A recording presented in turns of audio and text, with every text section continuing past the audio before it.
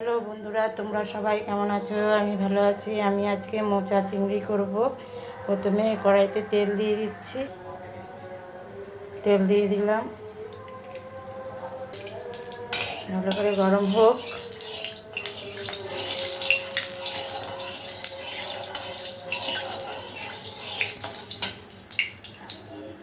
তারপরে আলুটা ভেজে নেব।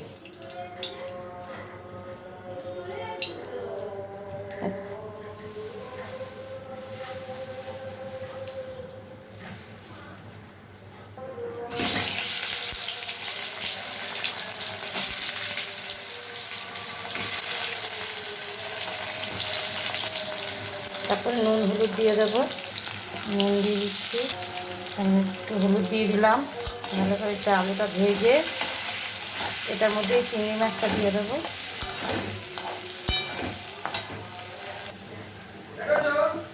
আলুগুলো তুলে নিলাম।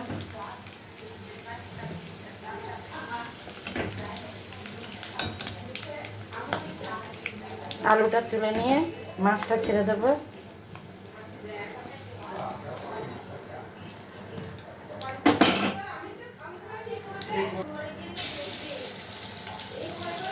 মাছটা ছেড়ে দিলাম। এবার মাছের সঙ্গে চিংড়ি মাছটাও পেঁয়াজটাও দিয়ে দিলাম। চিংড়ি মাছটা দিয়ে তাহলে জল ছাড়বে না। চিংড়ি মাছ ভাজা হয়ে গেলে তুলে নেবো। মশলা দিয়ে দেবো, দিয়ে মোচাটা দিয়ে দেবো একবারে। চিংড়ি মাছটা ভাজা হয়ে গেছে, আমি তেজপাতা দিতে ভুলে গেছি, তেজপাতাটাও দিয়ে দিলাম। এবার আমি এখানটা আদা জিরে কাঁচা লঙ্কা শুকনো লঙ্কা দুটো মিক্স করে আর একটু রসুনও দিয়ে দিলাম, টমেটো সব দিয়ে একবারে কষাবো।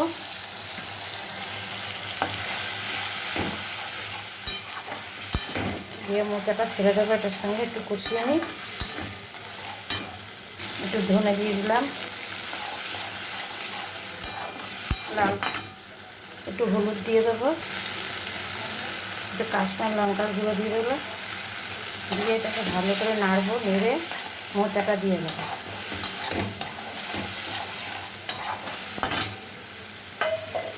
মোচাটা ছেড়ে দিলাম।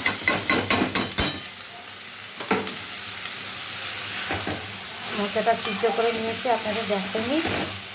মোচার মধ্যে আমি নুন হলুদ একটু সামান্য একটু দিয়েছি, আর একটু নুন দেবো।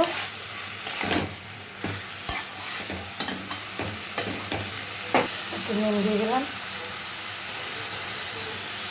দিয়ে এবার ভালো করে নেড়ে ঢাকা দিয়ে দেবো। আস্তে আস্তে হোক। তারপরে আলুটা দিয়ে দেবো, ভাজা আলুটা। এটা ভাজা আলু দিয়ে দেবো একটু, আর একটু সামান্য চিনি দিয়ে দেবো। আলুটা সিদ্ধ হোক, হয়ে গেলে নামিয়ে দেবো।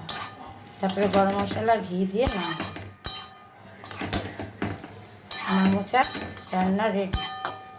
কে কোথা থেকে দেখছেন কমেন্ট করবেন, সাবস্ক্রাইব করে দেবেন, লাইক শেয়ার করবেন, কমেন্ট করতে ভুলবেন না, সাবস্ক্রাইব করতেও ভুলবেন না। আমার মোচা রেডি। এভাবে একবার ভালো করে এরকম করে আমার মতো এরকম রান্না করবেন, ট্রাই করে দেখবেন।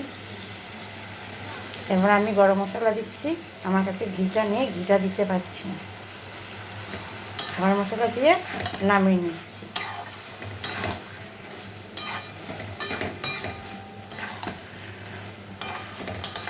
আমার মোচা কমপ্লিট। একটা বাটির মধ্যে নামিয়ে নেব। আমি একটা থালার মধ্যে নামিয়ে নিচ্ছি। আমার মোচা কমপ্লিট হয়ে গেল, রেডি। দেখুন কত সুন্দর হয়েছে। ঘিটা দিলে দেখতে ভালো লাগবে। ধন্যবাদ।